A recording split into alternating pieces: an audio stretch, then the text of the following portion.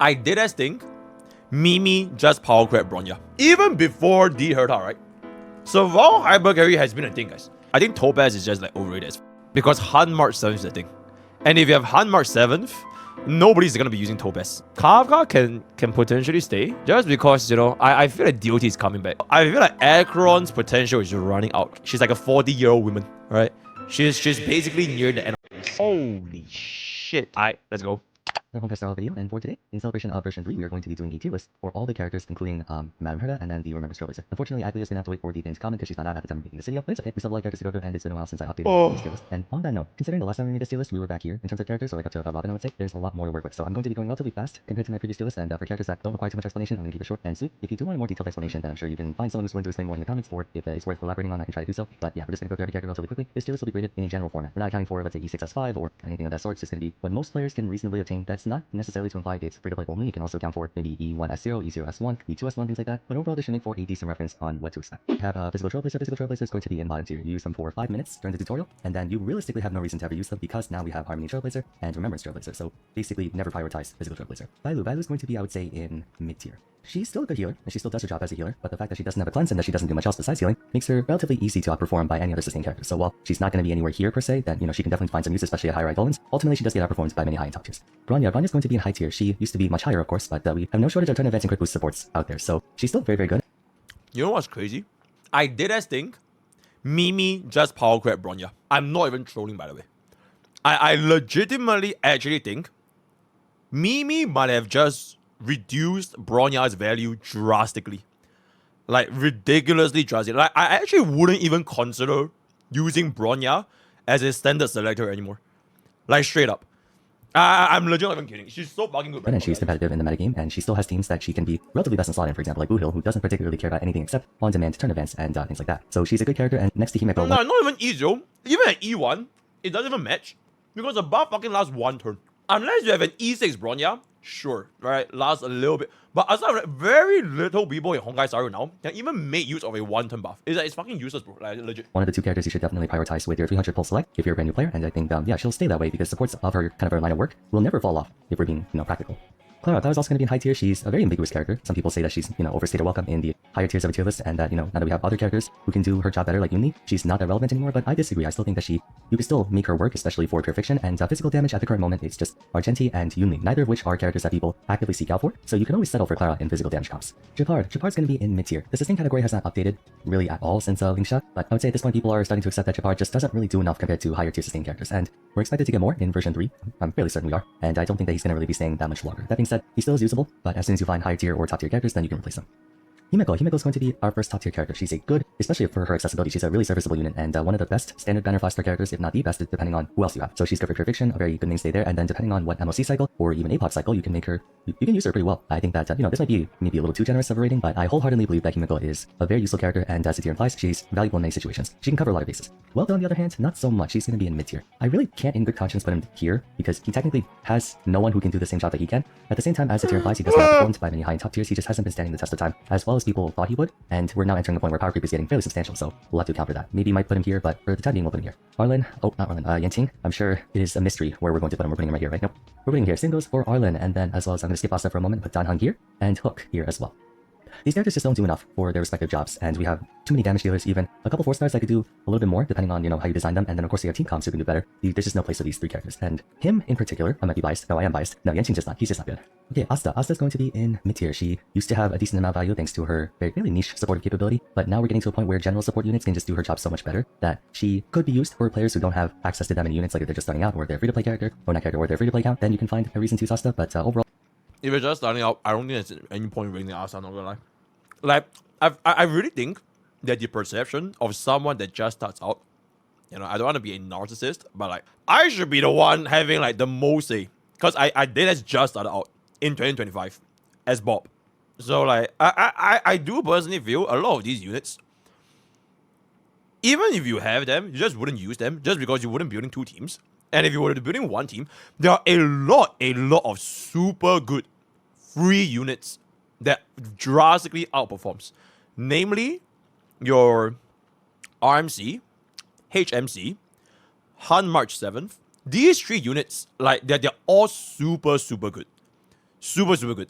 And aside from that, since you want to, okay, I'm assuming that you're pulling for D Herta. All right. I really think that the first ever pull for a brand new person that's starting out right now, I think D Herta is a very, very good pull. Right? You have like what, 300 pulls after the events when you just start out, right?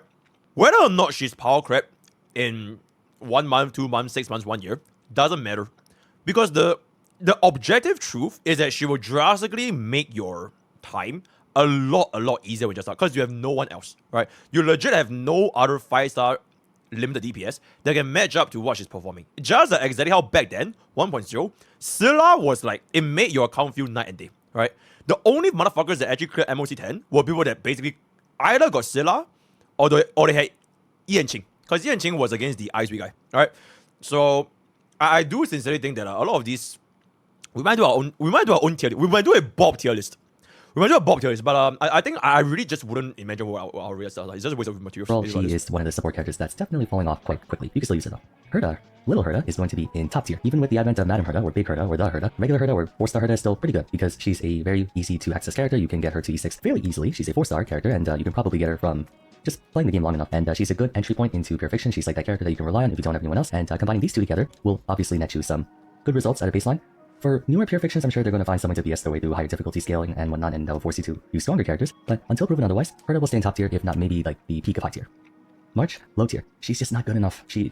Sustain options again are fairly limited, especially if you're a brand new player or if you don't have that many characters. And so use her as obligated, but the moment you pick up Aventurine or Papa or Future or any of the other sustain characters, March Preservation will never see the light of day, especially because we have March 8, which is, where is she? Right here.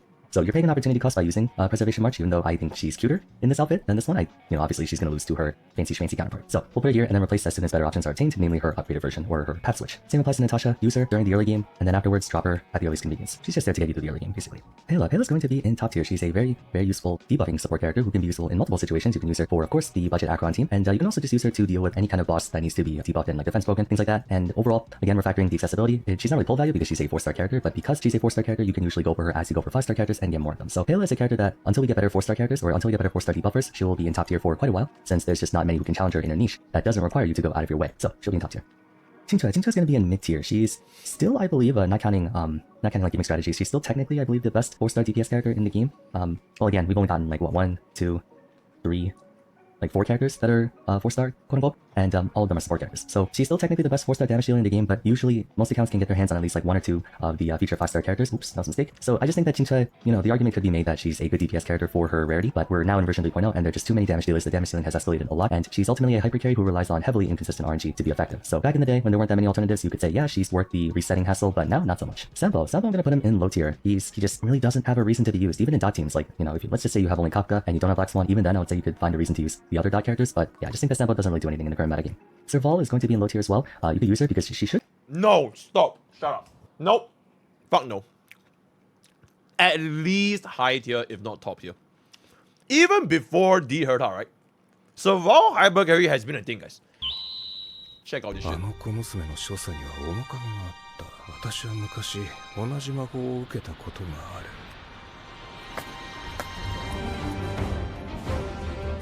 Absolute cinema, bro. フリーレンだ。人類のゾルトラークの研究解析に大きく貢献し、歴史上で最も多くの魔族を葬り去った魔法使い。早々のフリーレン。 Absolute fucking cinema, bro. I had so much fun playing with Serval. It is absolutely insane. Full auto 0 side. Bro, she is her. She is absolutely her. And now with D Herta, you can just change her to be a battery, Excellent 4-star. Should still be free. I'm sure she's still free. And you can use her during the early game to kind of get you through the early game and the story and the early progression, but as soon as you get better characters or better DPS characters, drop her immediately. Alright, hey guys, this is post-production Jin. I'm going to step in. Saved! Interject for a quick moment because I actually do want to reevaluate my placement on Serval. Serval is no longer in low tier. She would have been in low tier before 3.0, but surprisingly, she's actually one of the better free-to-play options, or if not one of the best free-to-play options, to have as a companion with Madam Herta. Reason for that is because one, Herta needs at least one other erudition character on her team to give a huge crit damage buff for everyone, and then if the attacker's an erudition unit, then she can apply a lot of stacks of interpretation on top of it as well. Serval can also spam her ultimate really frequently, having a pretty low energy cost, and essentially what people do is build Serval in a way that she can spam her ultimate over and over again. It doesn't matter about her personal damage, she's essentially just a battery for Herta. That being said, it's an effective role, and while she's not best in slot, I would say it's enough to bump her up to mid tier. Sushang is going to be either not better or low tier. Same thing. She is a single target attacker in a game where we're playing a very erudition focused meta as it is, and dedicated single target attackers like Sushang definitely not someone you should be prioritizing. You could use her while you can, like in the early game of course, and then from then on drop her. Tingyun's going to be in top tier. She has a new fancy hotter version over here, no pun intended, but base version is still really good. She's a 4-star hypercarry driver who can provide energy, which can technically work really well with Remembrance Trailblazer, scaling them's turn advance rate based on energy. She's a good support, provides a lot of damage boosting to any singular character, so you'll never find a reason not to use her unless you have an army of 5-star supports. But most people don't, so we'll put her in top tier. Bob has not touched Tingyun, by the way. Preservation Trailblazer, use them only as necessary. The same argument applies for them or as a physical Trailblazer in that you have to choose between one of 4 paths, and there are 2 that are just definitively better by every stretch of the imagination, so you should stick to Harmony or RMC. However, in the early game, if you don't have, well, first of all, you won't have access to these paths just yet, but in the early game, sustain options, once more, are quite limited. So not that they're really sustained, they're more kind of like a bruiser tank character. They have preservation, but they actually perform much more like a destruction character. That being said, they can still be used in a pinch, but do not invest in them beyond what is necessary. Seela's going to be in high tier. She's still usable. It's getting really hard to find reasons to use her though, because she's getting progressively more and more HP crept, in that she can't really reset on minions anymore because those minions are hard to one-shot. So perhaps we could put her in mid tier, but I think it's not quite there yet. The power creep hasn't escalated that high yet. I'll put her here for the time being. You can still use her quite well. She has surprisingly a lot of support options, namely because all she really cares about is SP and multiple turns. So buffer as much as you can through hypercarry supports like, let's say, Sunday or RMC, or just characters of that variety. So she's still pretty good. I don't think you should go out of your way for her. She's not, she's not essential, but for people who do have her already, you can keep using her until it becomes impractical to do so. Jingyuan's going to be in top tier, however, I say this with a massive asterisk because he does require a very specific party to become top tier, and without that party I would actually say he goes here. We'll see how much the meta develops for summoner characters because he's not a memo master, he just has a summon character. It's not like RNC who uses mem, which is a memo sprite. Jingyuan doesn't have one, so I don't know if they're going to isolate him or kind of like keep him away from the new summon meta that's going to come in 3.0, or not 3.0 in version 3. So we'll have to see. I'll give him a very provisional placement in top tier if you have him, and if you have the right characters, namely Sunday, who can buff him, then he can do pretty significant damage, and is definitely competitive with the best of the best. So at the moment we'll put him here, and until proven otherwise. Silverwolf is going to be in probably high tier. She's potentially the most unfortunate character in the game. I remember when she first came out in 1.1, people were like, oh, this character cheats, this character's gonna, be relevant for a very long time, she's gonna be super valuable, and then we're not even like 6 months in, or like, 7 months in, and she basically got power crept out of existence. She still is a good character though, compatible with Akron, compatible with Seela, compatible with quite a few characters, and she will technically always have a reason to be played for the situations that you would need to use her in. And her debuffing capability is still top notch, it's just not circumstantially that applicable compared to someone like Pela or Chelchel or things like that. I would say Seela is the very definition of high tier, where she's relatively competitive in the endgame, but ultimately non-essential. Luocha is going to be high tier as well. He doesn't suffer from Bailu syndrome in that he can actually cleanse people, and on that note he's very SP economical, so you can use him quite well, but he just doesn't do enough for your team besides healing and keeping them topped off and cleansed. Especially because we have characters like Lingxiao, we have characters like Aventurine and Huohua who can do a little bit more. Then I feel like Luocha is a character who, if you already have him, you can continue using him as needed, but then once you get into, once you have more characters and things like that, where if you don't have him and you're thinking, should I pull for him? Not really. I don't think he's someone who you need to go out of your way for, unless you're in desperate need of a healer, or if you get lucky. Yukong is going to be in bottom tier. She's the definition of a support who can do so much, and yet it's just flat out impossible to access. Okay, I'm gonna let bro finish up everything up until 2.0, so that he's finished up all the 1.0 stuff. If there's still a top 10, and top 10 hasn't even been placed yet. So technically, like Scylla and like people like them, they are like 2 tiers below top 10. So we'll see. Well, no, that's not true. She can be a very niche fringe support, and she can provide a myriad of us. Oh my god, she's dead. Move on. She's already dead, right? She's dead. Fraction of the effort. Blade's gonna be in. This might be a hot take. I'm gonna put him in mid tier or maybe high tier. Probably mid tier. So he has seen some resurgence midway through 2024 in that he was able to be used in Pure Fiction with Jade. I just don't think that's enough though. We need HP scaling support characters or HP scaling mechanics in general. There needs to be an HP consumption engine. It would be a damn shame if we get a Blade better is HP used. He does damage. like It's just not competitive with the rest of the cast at the moment. Kafka's going to be in high tier. She's very close to falling off the meta because damage over time is just not being supported at the moment. But I would say she deserves her position in high tier and is holding on, albeit barely, very similarly to Seela, where you can, if you have her geared up and if you have the right teammates for her, then she can still do her job quite well. I don't think she's going to be topping off the DPS charts anytime soon, but she's nowhere close to the bottom either. Luca's going to be in mid tier, so he can kind of do a lot of different things. He can do break, he can do debuffing, he can do damage over time, he can do a little bit of everything. When was the last time anyone used Luca? Like, am I crazy? When was the last time anyone actually used Luca? Oh, Hule? Okay, maybe Luca against Hule. Yeah, he's not particularly excellent at anything, but he can find some uses. It's just that once you get something better, then you can stop using him, but I think he probably deserves a lot more attention than he's actually getting. Danheng is going to be in high tier. Does good damage, takes a lot of investment to do so. If you like hyper invest in him, then the reason why I think this tier list is not that crazy is because they are being compared with 2 units in the same version, right? They're all version 1 stuff. Like, it's literally version 1 with like standard DPS. So I don't think this list is that crazy yet. We need to see where they rank the version 2 stuff and eventually the version 3. Then it's like a more accurate representation. So I think honestly it's really not damage, takes a lot of investment to do so. If you like hyper invest in him, then he might still be in top tier. But at the moment I would say that he's right here next to Kafka and speaking of one other character, yeah, by the way, Clips, editors really take this. I don't think I'm going to put it as my main channel. Next to we'll make our own. So I think Danheng, I just recently made a Why No One Plays video on him a couple months back, and I think for him specifically, Jarvis, kill him! Towards his niche of SP consumption much more efficiently than I think Sparkle can do, or someone who can do it just like Sparkle and that you can use both of them. At the moment he's here though. Fushuan's going to be in top tier. By the way, in case you're wondering where the top 10 is for, we'll do that at the end of the video. Fushuan is still a great character. She's one of the top 3 preservation units at the moment. Maybe not so much top 3 anymore, it depends on what you need, but I think that her combination of crowd control barrier, cover tanking, as well as self-sustenance, that's another thing. And then not to mention the crit rate boost that she gives to your team, which is good for hyper carries who need to max out that 100% crit rate. Not many other sustain characters can do that, and so yeah, we'll put her here. She's still a very good character. Lynx is going to be in mid tier. Very similar to Bailu, where she can do I swear to fucking God, if I see one more time Lynx is in the same tier as Bilo and Japan, I'm gonna lose my shit, bro. Bro, she cannot sustain. I swear she cannot sustain. She's so skill point unpositive.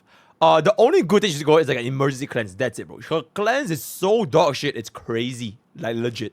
Quite a decent job at healing and supplying buffs to your team, or not supplying buffs to your team, but she can do a bit for your team. It's just that if you have Lota or any of the high Bro, sustain characters, Bilo and Japar essentially will never use sustains her. infinitely better than Lynx. It's It's not even close, when bro. I was in Danhang section that these two characters are going down. They're losing market share, Positive? but they're Yeah, still I holding meant high tier. negative. I think they're still able to, with a decent amount of investment, contribute for Stupid their ass team. bitch It's that just can if you eat don't these have them, and if smelly you ass don't have fish, them, you know, you it don't is have what to. it is. If you have them already, then you're more than welcome to keep using them, and that's what this tier essentially is for. Topaz is in top tier. She's been maturing quite well in terms of market value, in the sense that follow-up engine is broken, and she will continue to go up higher and higher as more follow-up attackers are implemented, because she just You know what, runs the top I'm really just well. gonna, I've said this before, I think Topaz is just like overrated as fuck. Because Han March 7th is the thing. And if you have Han March 7th, nobody's gonna be using Topaz. Not easy or Ezreal.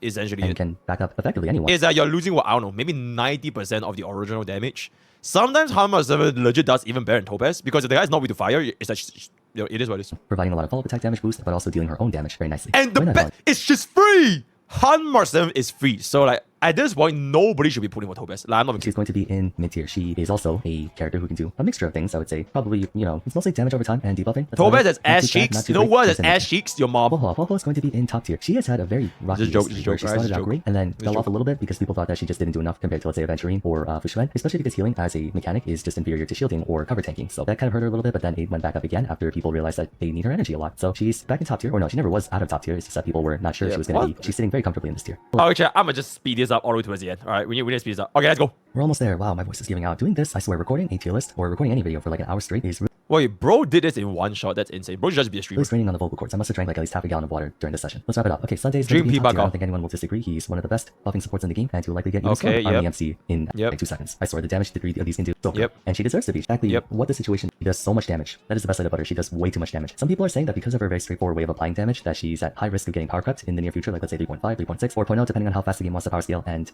power creep. But she's a good character. If you're just joining the game right now for 3.0, then Herta is definitively a good choice to pull for. Even if you're, honestly, there's no difference if you're just starting out or if you're an established player. She's a good Definitively. character, and she can cover a lot of Objectively. different bases, namely APOC and PF. So that's good for her. I haven't tested her in MLC, but I don't see a reason why she wouldn't be good in MLC as well. Then you have Aglia again. I have to you have to wait until Herta is ridiculous this MOC. She is honestly ridiculous this MOC. Like she probably is one of the few that has like one of the lowest clears. I mean, it's not surprising because like, they basically built MOC for her, except that she can do it for both halves. So it's kind of crazy. Okay, like this, even if I didn't have E2 Bubbin, I think even if there was like an E0 S0, maybe it would be possible. I think because like we don't really need a 1.3 million nuke, right? That was like giga overkill. Like, it was super overkill. So I think E0 S0 is definitely possible. It's just that unfortunately I can't disable either. she's So at it is least what it is. releasable from the CES. I think the earliest we can talk about her is Okay, if anything, the E2 might be more important than E1, just because our energy was a little bit scuffed.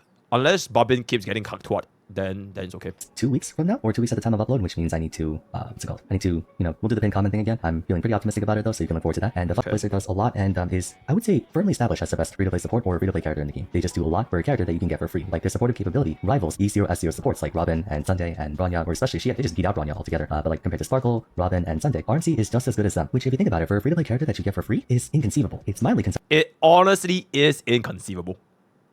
Power creep game, by the way, and you just have so many bastard ass 4 stars. Like Hanmar 7, Harmony MC, and Remembrance Trailblazer, they're so fucking strong. It's inconceivable, bro.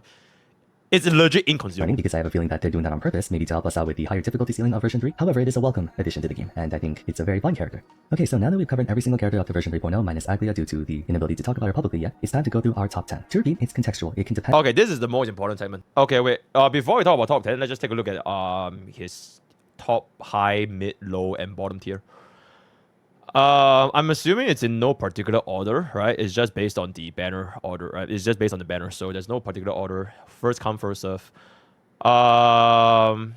High pool value. Okay, I'm just gonna base top tier off of high pool value. Topaz, drop her ass down. Jade, drop her ass down. Foothill, Firefly, Red Bar, 3 choose 1. If you have 1, the other 2 can just drop their ass down. Jingyuan, drop his ass down. Those are the people that I would consider dropping. Yunli and Fei Xiao, they're kind of in a weird situation. We don't know how the future is gonna hold, right? So if I want to be conservative, I will honestly also drop their ass down. Yunli and Fei Xiao. Yeah, Aggro, frankly speaking, I think she's gonna be able to age a little bit better just because she's more suitable for AoE environment. Actually, you know what? Maybe Uni and Phaser can stay. It just depends on the team comp. It won't be like it won't be 坏到哪里去. You get what I'm saying? Like it won't be that bad. Like you wouldn't like fucking break your account if you get them, especially if you got that proper team comp. So it might not be that bad. So okay, you know what? I think aside from these three, everybody else I said they need to drop down. Right? They don't really have as high of a pool value. So that's that. High tier, good usage rate, competitive in the end game. You know what? Kafka can potentially stay. Just because, you know, I feel like DOT is coming back. Eventually, right? It has to come back. Also, what the hell is Black Swan? Did Black Swan just die? Oh, wait, Black Swan's here. Okay, I'm actually blind. Yeah, I think Kafka can stay, right? If DOT comes back, I think she's not going to be too shabby as the driver for DOT. Kind of like passkey Seval. You can run a passkey Kafka. Is there a passkey Kafka build? We might be able to try that. Just give her as much speed and as much ER as possible. Let's just be a battery driver. Bronya, frankly speaking, I can drop her down as well because of the existence of RMC. Right? If you already have a free unit, especially at E0, she's gone. Even with veteran Idolence, I just don't think she's gonna have a very good usage rate because RMC is just so bloody diabolical. Kulala, I don't know. I mean, I personally haven't played Kulala for like a super long time, so I'll leave that as is. Rest of the stuff. Okay, I think Loja is actually not too bad because technically its ultimate is AoE, so it might not be that bad in erudition format, and as well as the what you call it, the spell, right? The spell might not be bad. E2 tail sold, right? Then Jingliu, I feel like she's gonna be like on a wheelchair because they are the same element as the Herta. So I think, you know, if they're always gonna be eyes weak stages and not too many mobs, I think Jingliu wouldn't be that bad. Argenti Diles can be a driver for Herta as well, right? Exactly how you play Zaval, exactly how you play Baby Herta, just build him as a driver for Big Herta. Just spam your ultimates. Done. Mid tier, drop Links down, drop Gwen Ivan down, drop Xueyi down, drop Luca down, drop Asta down, drop Welt down. Yeah, but that's pretty much it. And then the rest of the stuff, I think there's nothing else to talk about. So I'll just push her all the way up to maybe high tier. Yeah, high or top tier. Actually, now I'll put them to high tier. Yeah, I'll put Saval to high tier and drop her down. He will go down to high tier as well. So, okay. That's it, headboy. I don't think it's going to be that big of a surprise to see the types of characters I put in top 10 because they are the least likely to get power crept. Without further ado, let's begin. If you're wondering why I sound different, it's because it's actually a post. Yeah, I didn't say anything about QQ because QQ quite literally made my career, right? So yeah, we all love QQ. Production Chin, and I'm redoing the top 10 segment. So before I had a top 10 segment, I was pretty okay with it, but then after giving it a couple days and also sharing my thoughts with some other friends, I decided to amend the list a little bit. So we're going to go ahead and just kind of redo it. I mean, you're not going to see the previous version. Okay. The first one has a you already redid it? And exactly being in contention for top 10. I think top 10 under version 2, she kind of got back into the meta, and now especially with the RMC, I think her value has shot up pretty substantially to where she's the first top 10 and deserving of that spot for the time being. Second character is going to be Run Mei. Okay, I'm guessing these are just in no particular order, right? So okay, yep. Run Mei is also a very general buffer, and she can do a lot for your team. She's essential for most break teams at this point, and the break engine is very strong. So if you do want to run a lot of break teams, you're definitely going to want to have her. Next character is going to be Aventurine.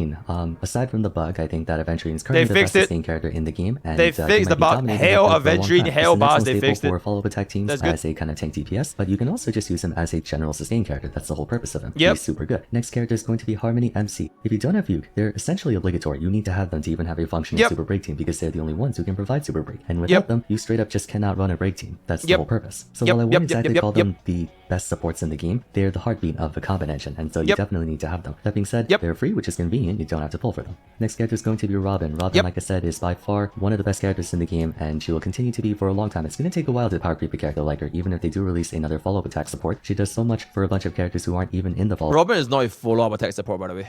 She is the support. She is the action value support. In a game based on action values, alright? She's an action value support, alright? Okay, as a result, she's comfortably sitting in the top 10.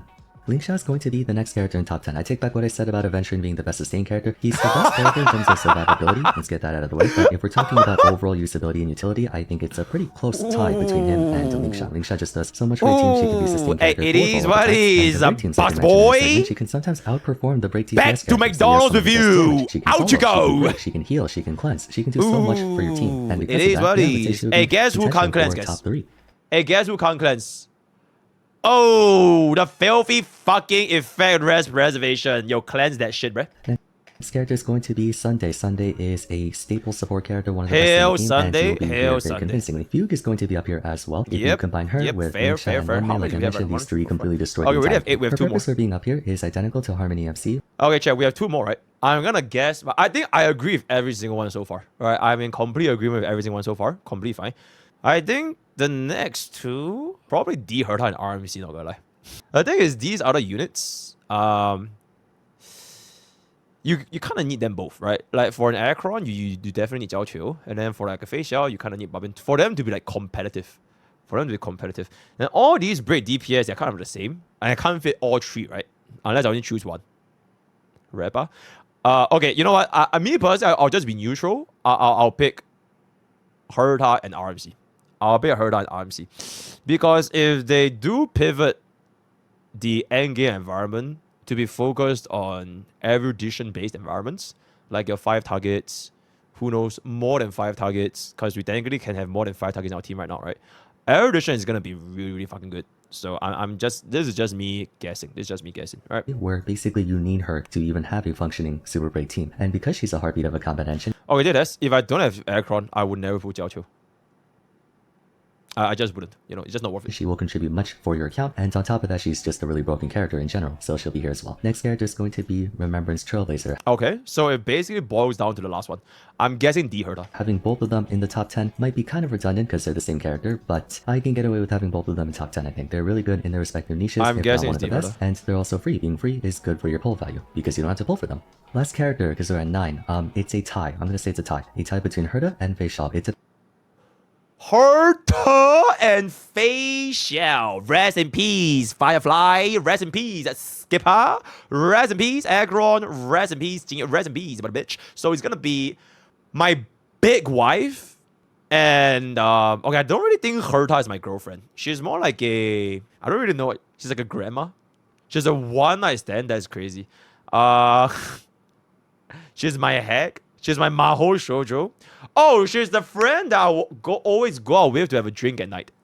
Yep. So I'll tell my wife, Facial, yo, tonight I'm going drinking with the boys. Except Herta is part of the boys. And then my wife is like, yeah, just go for it. Depends on who you have. That's fair. Very contextual. These two characters are practically tied for the best in the game in their own respective niches. Herta is a lot more AoE focused, and then Facial is much more single target focused. So they have their kind of pros and cons. That being said, I would say right now Herta goes up in top 10. Probably because if I had to decide who stands the test of time better, it's going to be Herta. That might be a hot take, and it's also potentially recency bias. I still think Facial is an excellent character and definitely. No, I don't think it's gonna be a hot take, man. They literally said they're gonna base future content on erudition, like verbatim. Dawi himself said that, so. You know, it wouldn't be too spicy. It's fine. Top 2 best DPS in the game, with Herta being the other one. But I think if I were to base predictions on 3.0 and also kind of using my overall speculation, Herta will survive a bit better than Facial. Okay, so that's going to be it for the tier list. I think this is. Down a bit. I think you should be done.